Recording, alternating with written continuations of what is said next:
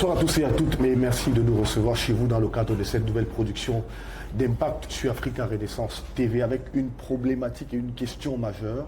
Quel rôle jouera l'Organisation des Nations Unies pour la prochaine élection présidentielle au Cameroun? À quelques mois de la tenue de l'élection présidentielle, l'Organisation des Nations Unies est effectivement au cœur des échanges et au cœur des débats au Cameroun sur le rôle qu'elle devra jouer dans le processus électoral dans notre pays. Et pour en parler sur ce plateau, nous allons recevoir deux personnalités bien connues du monde médiatique camerounais et surtout engagées politiquement, notamment Maître Sikati, qui est avec nous, secrétaire national aux droits de l'homme du Mouvement pour la Renaissance du Cameroun, et également Charles Dicam, qui est communicant du même parti politique. Merci de nous recevoir chez vous. On se retrouve dans une poussière de secondes pour les échanges. Bienvenue à tous et à toutes.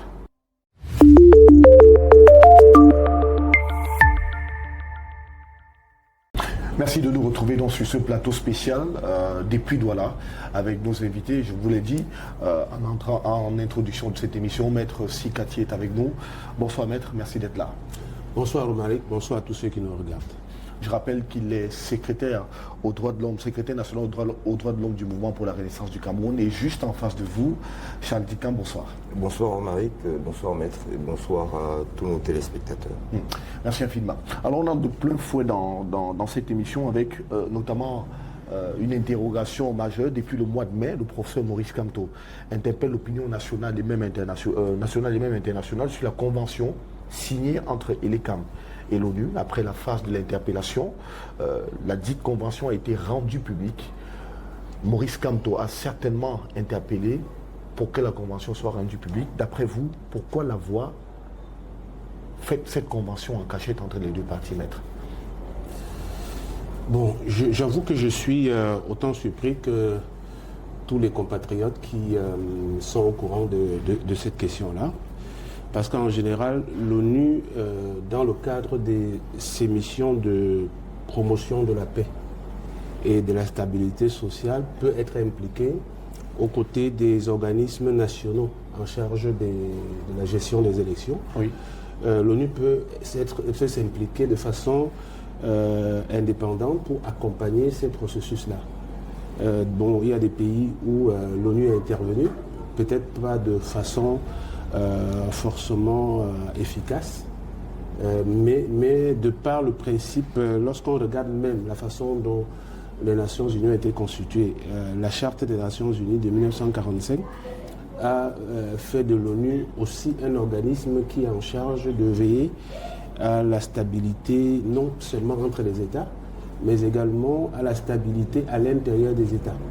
Et en général, la stabilité à l'intérieur des États passe aussi par l'organisation des élections inclusives, transparentes. Oui. Et c'est la raison pour laquelle l'ONU a pensé qu'il était bon pour elle, de par l'expérience dont elle jouit, voilà, de souvent accompagner les États, d'accompagner les processus électoraux nationaux dans le cadre des élections inclusives, question d'éviter qu'il y ait des soubresauts susceptibles de remettre en cause la paix sociale. Oui. Donc, vu sur cet angle, je comprends qu'il se pourrait que l'ONU soit dans cette démarche pour le cas du Cameroun. Maintenant, je pense aussi qu'on a le droit de se questionner, parce que si jamais l'ONU propose des bons offices au Cameroun dans le cadre d'un accompagnement pour le processus électoral, on est en droit de se poser la question de savoir si, à premier chef, cette collaboration-là ne devrait pas faire l'objet d'une démarche inclusive, oui, c'est-à-dire prenant en compte non seulement les entités telles que, du moins tous les partis politiques, que ce soit le parti au pouvoir, les partis politiques de l'opposition et même les organisations de la société civile. Oui. Donc le principe, c'est ça. Donc maintenant, est-ce que ça s'est passé de la même façon au Cameroun? Non, parce qu'on se rappelle que le président Kamto, dans le premier communiqué qu'il avait publié le 14 mai 2025, s'offusquait déjà d'avoir, comme beaucoup de Camerounais, découvert plutôt à travers les réseaux sociaux que les Nations Unies, à travers leurs représentants résidents qui sont à Yaoundé, ainsi que le représentant du programme des Nations Unies pour le développement, avaient signé une convention le 9 mai 2005 avec ELECAM. Bon, ELECAM représenté par ses élites les plus indiquées, je veux dire le président du conseil électoral et le directeur général. Donc aucun parti politique de l'opposition n'avait été associé à cette démarche-là, aucune association de la société civile également. Est-ce que sur le principe, maître, une convention comme celle-là devrait être remise en cause, sur le principe? Oui, bon, à partir du moment où la convention vise à, d'après ce qu'il en ressort, apporter une assistance technique pour accompagner ELECAM dans le cadre du processus électoral au Cameroun, il va de soi que cette convention produit des implications sur l'opération électorale, les opérations électorales au Cameroun, et que forcément ça devrait intéresser le peuple camerounais. Donc à partir du moment où on est d'accord que le peuple camerounais a intérêt à savoir ce qui est contenu dans la convention, je pense qu'on est en droit de conclure que ELECAM ou bien que les Nations Unies devraient opter pour un processus inclusif où toutes les parties prenantes sont associées. Voilà, maintenant, lorsque nous découvrons de façon hasardeuse qu'il y a une convention qui a été conclue par ces entités-là et que c'est pratiquement au forceps que la convention est rendue publique. Quand je dis au forceps, parce qu'il y a eu plusieurs communiqués qui ont été publiés pour dénoncer l'opacité du partenariat entre ELECAM et les Nations Unies. C'est à ce moment que la convention a été publiée. Et même pour avoir les documents annexes visés dans la convention, pour les avoir jusqu'à aujourd'hui, on ne les a pas eus. Et on est d'autant plus surpris qu'à la lecture de la convention, il s'avère que ce n'est pas seulement au cours des opérations électorales qui vont se dérouler entre 2025 et 2026, que l'accompagnement technique des Nations Unies se fait. Mais il s'avère que, en fait, cet accompagnement-là s'est fait même apparemment avant l'élection présidentielle de 2018. Et si ce n'est qu'en 2025 que les partis politiques peuvent découvrir ça à tout hasard, je pense qu'on est en droit de s'interroger sur le degré d'indépendance des Nations Unies. Parce qu'il faut le rappeler, les Nations Unies, dans le cadre de l'accompagnement d'un processus électoral, doivent faire preuve d'intégrité, d'indépendance et d'intégrité. Et l'approche commande que là où on a un système électoral qui ne permet pas forcément à tous les acteurs d'être pris sur le même pied d'égalité dès le début du processus électoral, les Nations Unies, de par les services qu'ils ont en leur sein, doivent amener le régime à mettre sur pied un système consensuel pour l'organisation des élections. Alors pourtant, en Afrique, généralement, Charles, on a une très mauvaise perception de l'ONU lorsqu'elle entre dans un processus électoral. Dans le cas d'espèce, cette convention dénoncée par le professeur Maurice Kamto, qu'est-ce qu'elle a de pas positif? Écoutez, déjà vous dites qu'on a une mauvaise perception de l'implication de l'ONU dans les processus électoraux en Afrique. Oui, tout simplement parce que je n'ai pas souvenance d'un processus auquel est participé l'ONU et qui a été couronné de succès. Je voudrais également rappeler, après que le secrétaire national aux droits de l'homme l'ait dit, que plusieurs fois, le professeur Moïse Kamto, pour ne citer que lui, a fait part à l'ONU de nos inquiétudes, que ce soit en 2018 ou entre 2018 et 2025, de tous tous les dysfonctionnements du processus électoral au Cameroun, notamment en leur faisant part de ce que ELECAM lui-même, à la fin des précédentes élections, donc il y a 7 ans, recommandait un certain nombre de changements dans la loi électorale. Ces changements n'ont pas eu lieu. Et Dieu seul sait qu'ELECAM ne peut pas être qualifié de partial, en tout cas pas pour l'opposition. Donc déjà, il y a ce problème-là. Deuxièmement, pourquoi est-ce qu'on interrogerait cette convention? On l'interroge parce que vous ne pouvez pas m'aider envers et contre moi. Si vous avez vraiment l'intention de m'aider, je dois être le premier informé. Vous devez venir vers moi pour savoir quels sont mes soucis et en quoi est-ce que vous pouvez m'être utile. Vous ne décidez pas de ce sur quoi vous pouvez m'être utile. Donc les partis d'opposition, la société civile, auraient dû être les premiers, même, avant même ELECAM, à être consultés pour savoir où est-ce que eux ils situaient leurs problèmes dans ce processus-là. Ça, c'est la première des choses. La deuxième des choses également, c'est que ça a été fait dans une opacité, n'eût été la vigilance habituelle et connue du professeur Maurice Kamtoki. Là, nous ne parlons que de l'ONU, mais combien de fois a-t-il été celui-là qui a alerté sur ce qui était finalement, malheureusement, arrivé plus tard?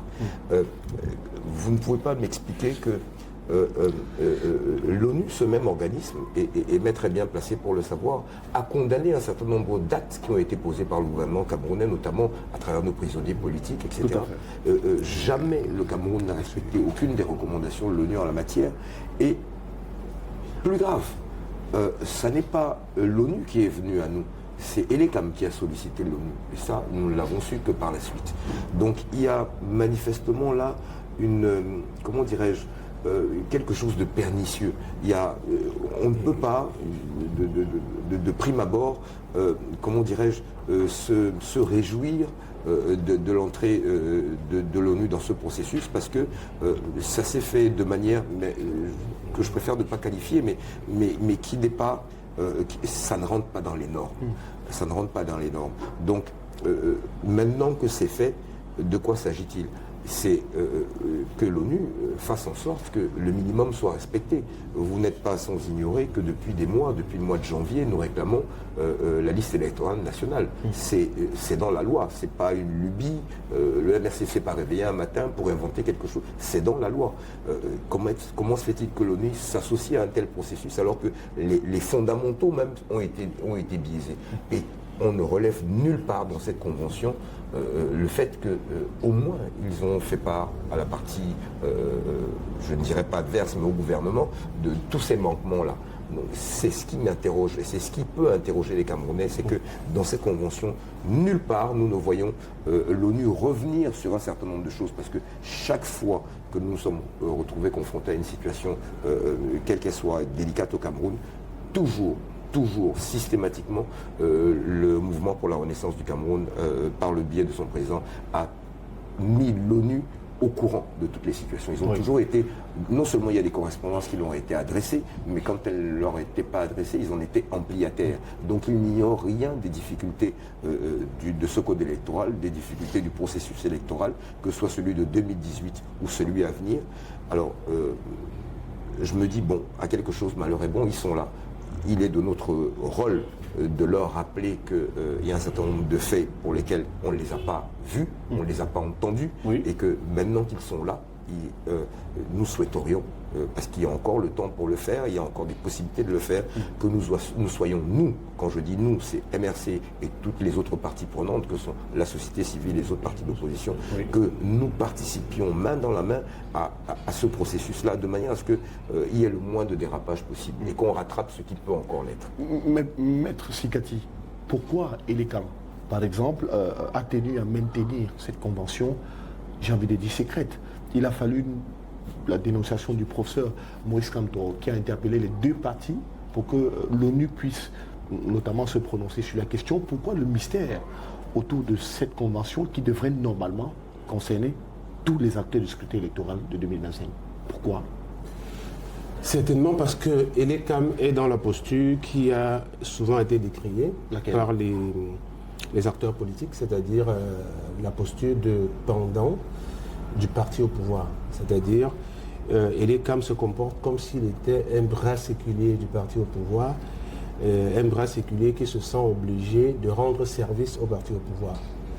Voilà, donc cela est d'autant plus vrai que tous les membres de l'Elecam sont nommés par décret du président de la République. Le président de la République qui est en même temps président du RTPC. Maintenant, la question qu'on doit se poser est celle de savoir si les membres de l'Elecam ne devraient pas faire preuve ils ne devraient pas se surpasser pour saisir leur véritable indépendance. Parce que c'est ça la vraie question. On connaît des pays où les membres des organes en charge des élections sont certes nommés par le régime, mais dont ces membres-là font preuve d'indépendance et d'efficacité dans leur travail. Au Cameroun, malheureusement, l'Elecam, dans tout ce que cet organisme fait, est en train de vouloir travailler pour le RDPC. Et d'ailleurs, lorsque on se rend compte que l'Elecam refuse de respecter la loi électorale, parce que la publication de la liste nationale, la liste électorale nationale, est une obligation légale à laquelle l'Elecam est astreinte. Mais voilà, Elecam refuse de publier la liste alors que la loi le demande. Donc maintenant, à partir de là, on peut comprendre que Elecam, dans la même posture, ne veuille pas que les accords passés avec les Nations Unies sur la gestion du processus électoral soient rendus publics, parce que les partis politiques de l'opposition seront en mesure de mettre les Nations Unies devant leurs responsabilités. Parce qu'il faut se rappeler qu'en dépit de ce que la Convention fait allusion à l'accompagnement technique de l'ECAM par les structures des Nations Unies, eh bien nous pensons que les Nations Unies devraient aller au-delà d'un accompagnement purement technique. Il faut également envisager un rôle d'observateur indépendant. Un observateur indépendant qui favorise l'inclusivité électorale et la transparence. Parce que c'est important. Oui. Accompagner techniquement veut par exemple dire que peut-être, les Nations Unies vont permettre à Elecam d'avoir peut-être du matériel de qualité pour l'enregistrement des électeurs, mais sauf que le processus électoral ne peut pas s'arrêter à l'enregistrement des électeurs. Le processus électoral concerne également la transparence sur le mécanisme d'enregistrement et de publication. Et c'est ce qui n'est pas fait jusqu'ici.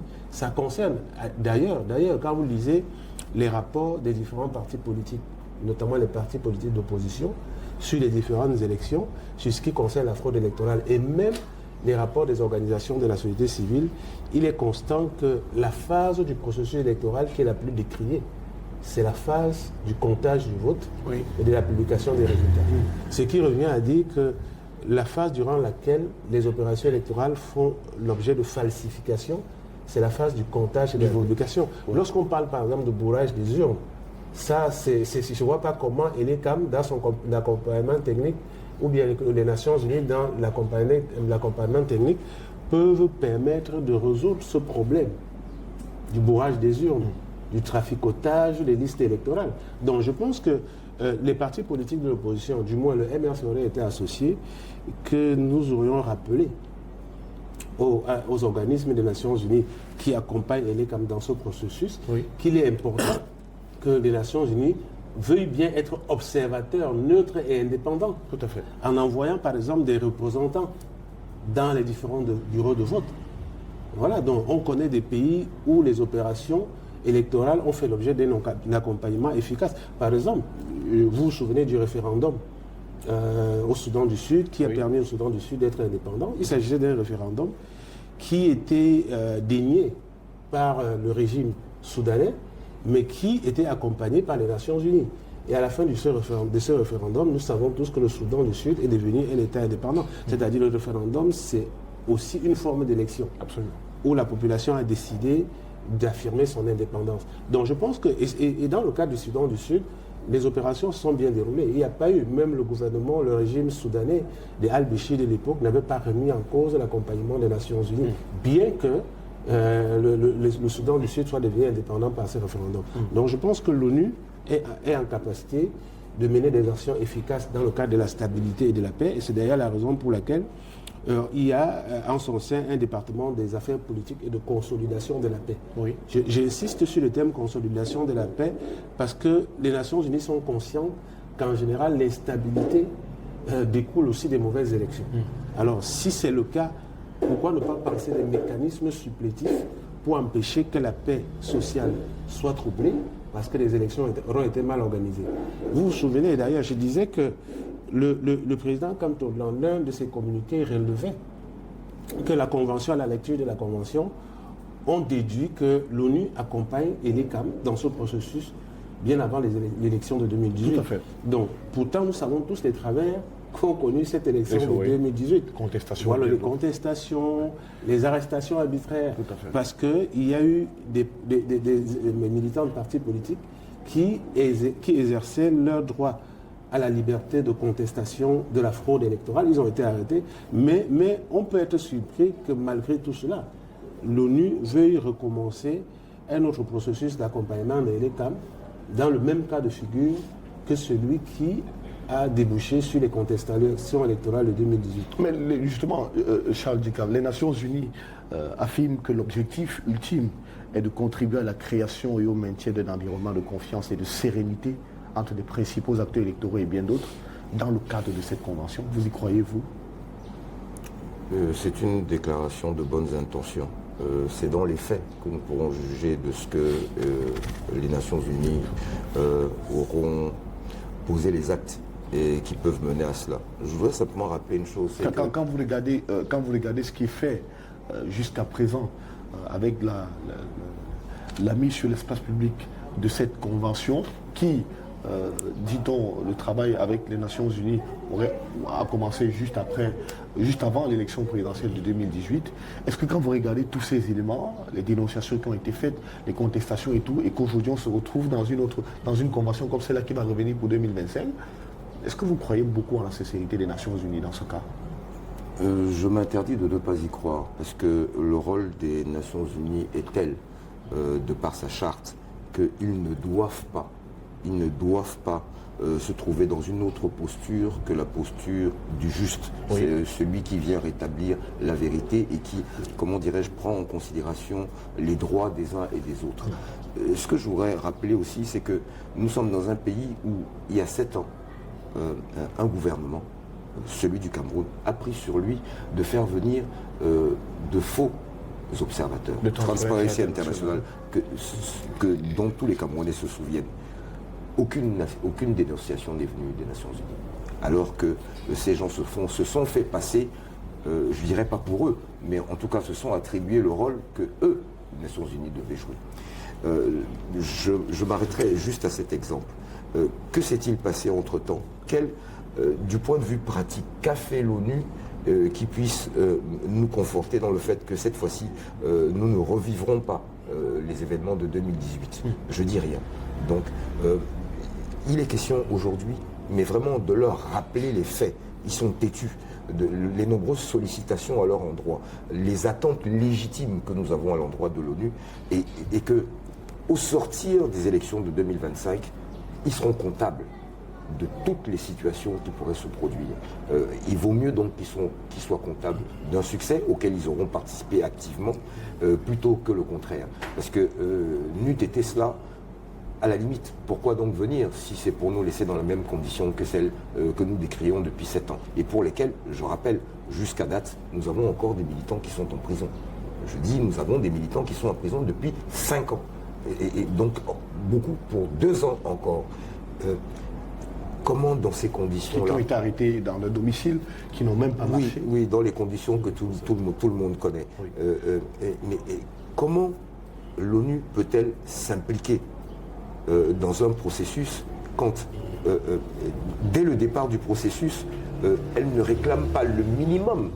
L'ONU aurait dû exiger des autorités camerounaises que nos amis politiques, nos compatriotes sortent de prison.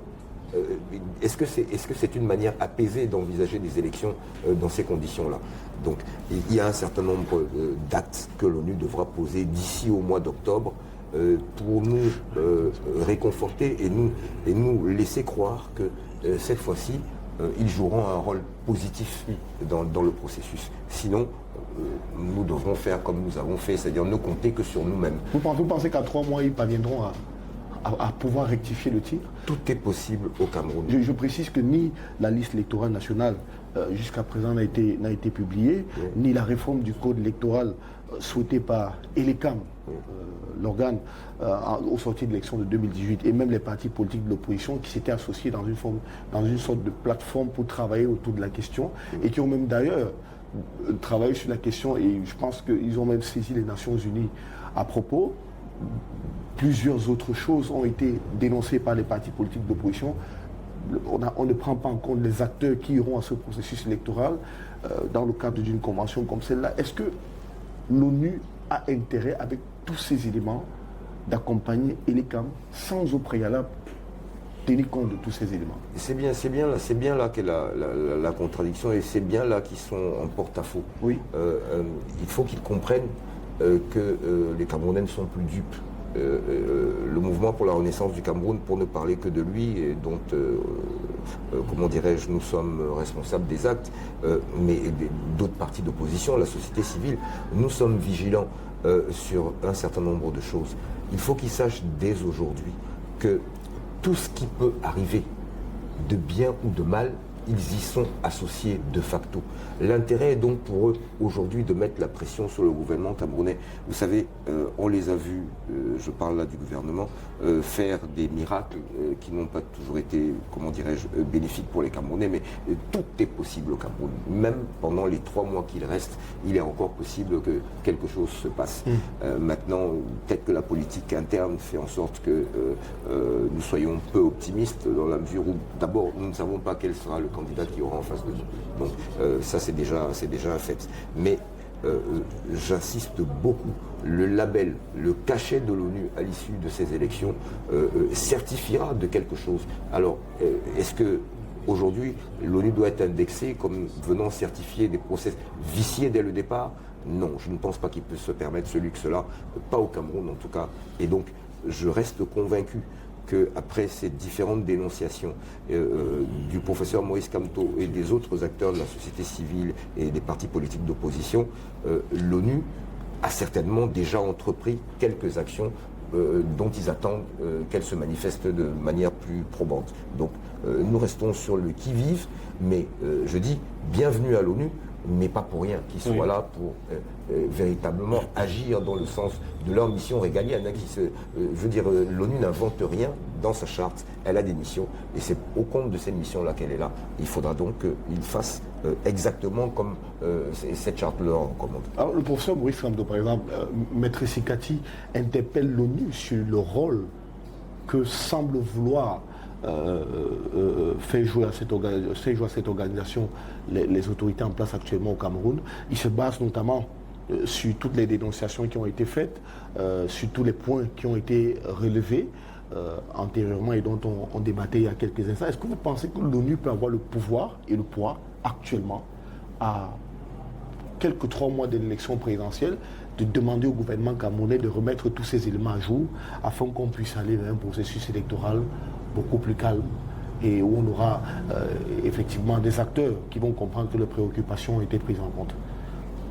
Ben vous savez, l'ONU, c'est une organisation c'est une organisation internationale qui a une réputation établie sur le plan mondial. Oui.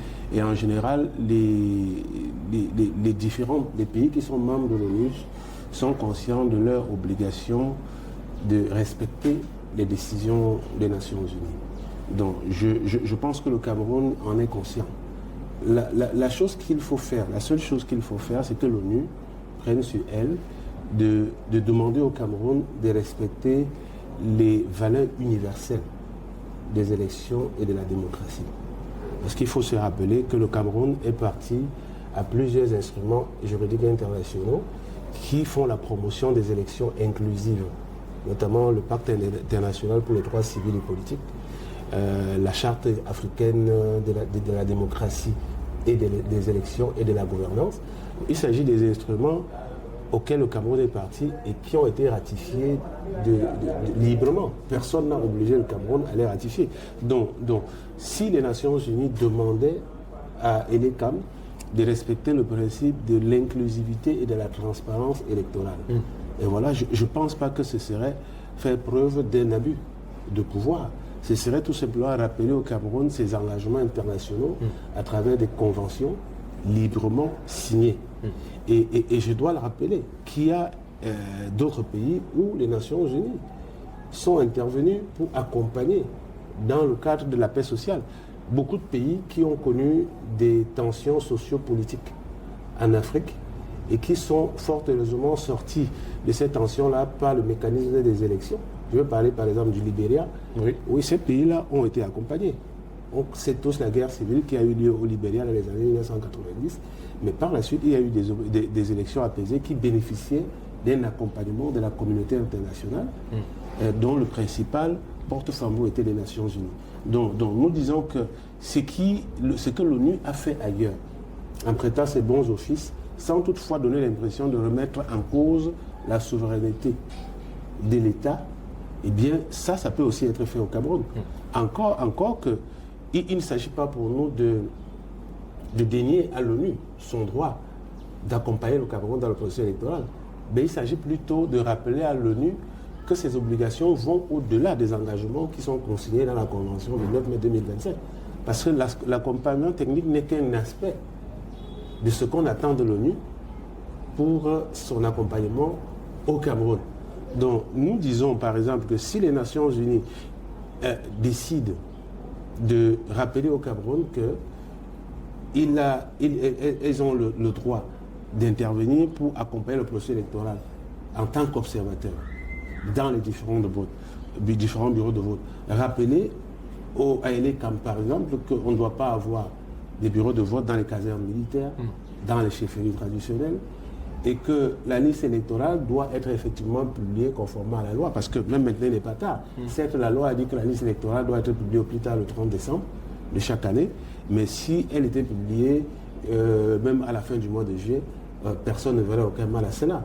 Donc nous pensons qu'il s'agit de rappeler aux Nations Unies que son rôle ne peut pas se limiter à une action purement opaque, dont le résultat n'est pas visible sur le terrain. Mais justement, sortons un peu de l'ONU et parlons du Camerounais, du citoyen lambda, ces Camerounais qui sont inscrits sur les listes électorales. Lorsqu'on écoute ces dénonciations faites de cette convention entre Élections Cameroun et l'ONU, les Camerounais sont quelque peu perdus. Ils se posent des questions. Comment devraient se comporter les citoyens normalement face à une situation comme celle-là? Avec ou sans l'ONU, nous avons chacun un devoir, en tout cas tous ceux qui sont en âge de voter. C'est d'avoir une carte de vote, c'est d'aller voter le jour du scrutin et de surveiller son vote. Et de s'assurer que son vote a été pris en compte. Pour cela, nous n'avons besoin de personne. Et c'est ce que les Camerounais doivent comprendre. Aidons-nous et le ciel nous aidera. Et la meilleure manière de nous aider aujourd'hui, et au mois d'octobre en particulier, c'est que nous allions voter massivement. Si nous ne sommes que 8 millions à être inscrits, eh bien que ces 8 millions de Camerounais aillent voter. Et qu'ils se disent qu'ils auront sacrifié 24 heures de toute une vie, 24 heures de toute une vie, pour voir un autre Cameroun que celui qu'ils vivent aujourd'hui, que celui qu'ils subissent aujourd'hui. Donc, avec ou sans les Nations Unies, je dis que si les Camerounais sortent massivement pour aller voter et qu'ils surveillent leur vote, rien ne peut nous arriver. Rien ne peut nous arriver. Tous ceux qui voudraient se mettre en travers du chemin que les Camerounais ont choisi se verront dans l'obligation de faire marche arrière. Dans l'obligation de faire marche arrière. Parce que je rappelle que quelle que soit la dictature au monde, aucune d'entre elles n'a pu résister à la volonté populaire. Donc c'est aujourd'hui dire à ceux-là qui ne sont pas inscrits, allez-y vite, il y a encore quelques jours, mais ceux qui le sont déjà, mais qu'ils ne se soient pas contentés juste de s'inscrire et de montrer une carte du vote, il faudra que ce jour-là, au mois d'octobre, nous soyons tous dans nos différents bureaux de vote. Ça veut dire qu'à 8h du matin, qu'on nous dise qu'il y a des files devant les bureaux de vote qui font que peut-être nous serons contraints de prolonger le soir la fermeture des bureaux de vote. Il faut que nous allions tous voter et que nous veillions à ce que le résultat reflète la volonté populaire. Maître Sikati, que doit faire le citoyen lambda qui est appelé à voter dans quelques mois? Mais vous savez, le citoyen, c'est lui l'acteur principal du processus électoral. Oui. Ça veut dire que s'il ne va pas voter, il n'y aura pas élection. Donc, lorsque certes notre débat porte sur la place de l'accompagnement des Nations Unies dans le processus électoral au Cameroun, mais ça ne veut pourtant pas dire que les Nations Unies deviennent forcément un élément capital dans ce processus. Les Nations Unies ne seraient pas intervenues, ou bien nous n'aurions pas découvert que les Nations Unies étaient intervenues aux côtés de l'ECAM, qu'on ne serait pas offusqué. Mais maintenant, les Camerounais savent très bien que même sans les Nations Unies, la responsabilité première pour porter ce processus électoral jusqu'à la victoire du président Kamto leur incombe. Leur incombe, c'est important. Et c'est d'ailleurs la raison pour laquelle aujourd'hui, sur le terrain, il y a des formations qui sont faites à l'attention des militants, à l'attention des sympathisants, des formations qui sont faites en ce qui concerne même la surveillance du vote. Donc il faudrait, là où nous invitons les Camerounais à faire preuve de maturité politique, il s'agit de leur dire qu'à un certain moment, chacun doit être capable de prendre son destin en main. Prendre son destin en main signifie s'impliquer individuellement se mettre au service du changement. Oui. Par exemple, ce n'est pas seulement à travers le vote, c'est aussi à travers la surveillance du vote. Souvent, vous voyez des gens qui vous disent « Ok, on sera représentant dans un bureau de vote, mais ils vous demandent l'argent pour cela », alors qu'ils sont impliqués dans un engagement de changement. Donc nous disons que maintenant, les gens, c'est à travers des actions bénévoles que les gens doivent démontrer qu'eux aussi sont solidaires de ce changement que tout le monde demande. Vous voyez. Donc maintenant, je pense aussi que quelque part, étant donné que la thématique concerne les Nations Unies et que je suppose que leurs représentants certainement prendront connaissance de ce que nous disons au cours de cette émission-là, je voudrais quand même rappeler que dans la convention du 9 mai 2025, il y a une stipulation fondamentale qu'il convient de rappeler, c'est-à-dire que le rôle des Nations Unies dans cet accompagnement vise à contribuer à créer un environnement de confiance entre acteurs électoraux. Un environnement qui consiste à renforcer les capacités techniques des LECAP, Oui. mais également à promouvoir une participation citoyenne et inclusive et de même qu'une participation à l'éducation civique des Camerounais. Donc en fait, dans la Convention, l'ONU s'est déjà donné un engagement qui va au-delà d'un simple accompagnement technique. L'ONU dit qu'on doit promouvoir un environnement politique de confiance, signifie forcément qu'on doit contribuer à des élections crédibles. Tout à fait. C'est important. Donc l'ONU doit être mise devant ses responsabilités. Il ne s'agit pas de demander par exemple aux Nations Unies de faire comme en Côte d'Ivoire, où c'est l'ONU qui certifiait les résultats. Mais au moins reconnaissons que la certification ne peut être que le résultat d'une participation à tout le processus électoral. Donc, nous ne voulons pas de certification, mais au moins que l'ONU soit impliquée dans le processus de surveillance comme observateur indépendant. C'est important. Dans le cas du Cameroun, c'est important. Et je ne vois pas pourquoi est-ce que l'ONU pourrait accepter d'accompagner sur le plan technique et de ne pas le faire en ce qui concerne l'Observatoire des élections. Justement, pour sortir de cet entretien, c'était justement ça la question phare. Que devrait normalement faire l'ONU? Comment devrait participer de manière optimale et de manière positive l'ONU dans le processus électoral de l'élection présidentielle qui approche? Je rappelle que depuis les indépendances, jamais l'ONU ne s'est impliquée dans un processus électoral au Cameroun. C'est la toute première fois. Je dis ça pour dire que ça me conforte dans l'idée qu'ils savent quelle importance les Camerounais accordent aux élections à venir. Oui. Ils savent que ces élections à venir sont un tournant dans la vie nationale du Cameroun. Donc c'est pour ça qu'ils sont tenus à être là, à nos côtés. Je dis bien à nos côtés. Ce que nous attendons de l'ONU, c'est qu'il joue tout simplement son rôle. Ils n'ont rien à inventer. Tout est contenu dans la Charte des Nations Unies. Ils ont, du moment où ils ont accepté de s'engager dans ce processus, ils ont le devoir de créer, comme disait Maître, le climat, l'ambiance, l'environnement qui sied pour des élections apaisées. Deuxième des choses, ils ont le devoir et l'obligation de veiller à ce que le processus, même s'il n'est pas bon, les lois, même si elles ne sont pas bonnes, qu'elles soient appliquées telles qu'elles figurent dans le code électoral à date. Et de faire en sorte que aucune des parties, à un moment donné ou à un autre, ne cherche à vicier ce processus. Donc, surveiller pendant le vote et aussi s'assurer que les résultats sortis des urnes sont ceux-là qui seront publiés. Oui. Et je rêve aussi de ce que la présence de l'ONU cette année fera en sorte que nous n'attendions pas, comme on attend que sorte la fumée lorsqu'on cherche un nouveau pape, que nous n'attendions pas pendant 15 jours des résultats que ailleurs, puisque nous aimons donner en spectacle et en citant les autres pays comme référence. Aujourd'hui, les outils, et là je m'adresse encore à mes compatriotes, tous les outils sont là pour que, comment dirais-je, nous soyons propriétaires de nos votes et qu'on ne nous trompe pas. Je parle tout simplement du téléphone portable.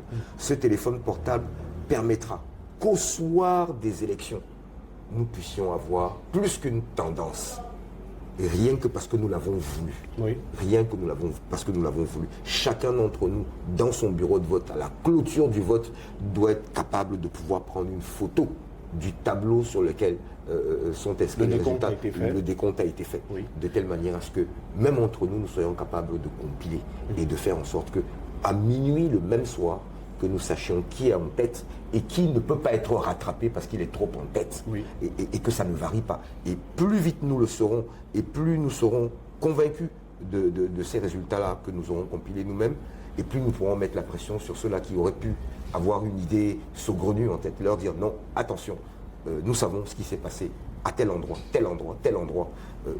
N'essayez même pas de travestir cela. Tout cela, l'ONU le fera. J'en suis convaincu parce que je me dis qu'il n'y a pas autre raison que l'importance capitale que revêtent les élections de 2025 qui ont justifié leur présence et cette convention, même si elle ne s'est pas faite dans la forme et dans le fond tel que nous l'aurions souhaité. Maître, pour sortir. Bon, disons que je voudrais juste avoir une note d'espoir, oui, voilà, sur le rôle des Nations Unies dans l'accompagnement de ce processus-là. Une note d'espoir en ce sens que je pense que les Nations Unies doivent respecter leurs engagements. La préservation de la paix est quelque chose de capital. Et aujourd'hui au Cameroun, on voit très bien qu'il y a les Camerounais sont fatigués des élections truquées et se sont engagés à un changement par la paix, sinon ils ne seraient pas en train de s'inscrire. Je pense qu'il est du devoir des Nations Unies, à partir du moment où cette organisation s'est engagée à accompagner l'ECAM dans le processus électoral. Je disais tantôt qu'il est donc du devoir des États-Unis, des Nations Unies, d'accompagner le Cameroun dans tout le processus électoral. Dit que l'accompagnement se limite à un aspect purement technique est insuffisant. Ça ne représente même pas 20% de ce que les Camerounais attendraient, voilà, des Nations Unies aux côtés de l'ECAM. Je pense que les Nations Unies doivent veiller à ce que la démocratie, parce que la démocratie aujourd'hui est devenue un gage pour la stabilité sociale et la paix. Oui. Voilà, donc le Cameroun est un pilier en Afrique centrale, et l'instabilité au Cameroun forcément a engendré également une vague d'instabilité dans beaucoup d'autres pays environnants. Donc, dans la sous-région aussi, oui. Oui, dans la sous-région. Comme pour dire qu'en fait, la question de la stabilité et de la paix au Cameroun est de l'intérêt de tout le monde, et dont des Nations Unies. Et à partir du moment où maintenant on est au courant du contenu de la convention signée avec l'ECAM, et que les Nations Unies sont certainement conscientes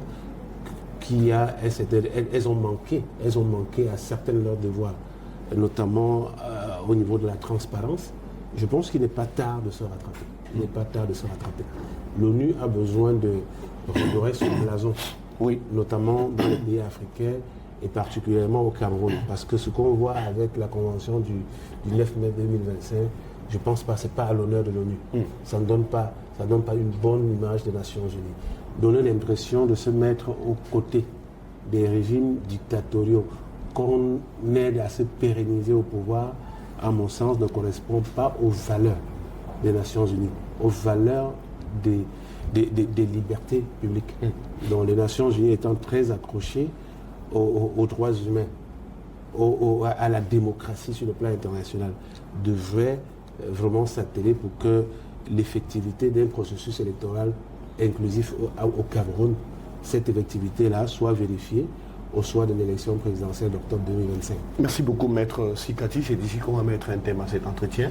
Merci à vous, Maître, d'être venu répondre à nos questions. Merci de nous avoir invités à Romaric. Merci également à vous, Chandikam. Le plaisir était partagé, merci. Merci. Merci également à vous de nous avoir suivis. C'est la fin de cet autre numéro d'Impact sur Africa Renaissance TV, émission produite depuis Douala avec nos deux invités, Maître Sikati et Charles Dikam.